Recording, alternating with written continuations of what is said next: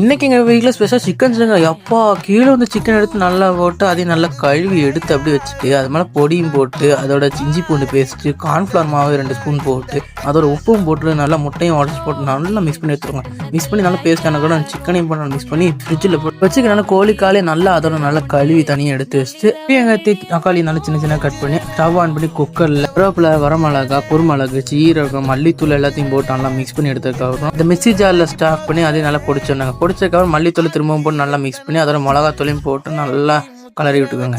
அதையும் நல்லா அந்த மிக்ஸியோடு சேர்த்து அரைச்சதுக்கப்புறம் எண்ணெய் ஊற்றி அதில் பெரிய வெங்காயத்தை நல்லா மிக்ஸ் பண்ணி எடுத்து அதோட இஞ்சி பூண்டு பேஸ்ட்டையும் போட்டு தக்காளியும் போட்டு மிக்ஸ் பண்ணி கொஞ்சம் கரம் மசாலா போட்டு குக்கர் விசில் அடிச்சிட்டிங்கன்னா செம்மையாக வந்துருக்கு. எண்ணெய் ஊற்றி இருக்கிற சிக்கனை நல்லா ஃப்ரை பண்ணி என் தம்பிக்கிட்ட கேமரா ஹாய் சொல்ல சொன்னால் வெக்கப்பட்டு இருந்தாங்க. சரி அப்படியே சிக்கனை நல்லா ஃப்ரை பண்ணி எடுத்து பார்க்க வேறு லெவல் வச்சுங்க. சரி சூப் எப்படி இருக்குது, சூப்பு குடிச்சா வேறு லெவல் வச்சுங்க. நல்லா சாப்பாடில் பருப்பு சாரி சிரிச்சு ஒரு வாய் சாப்பிட்டா டேஸ்ட் வேறு லெவல். நீங்களும் வீட்டில் சமைச்சிருக்கான்னு சொல்லி காம் பாக்ஸில் காம்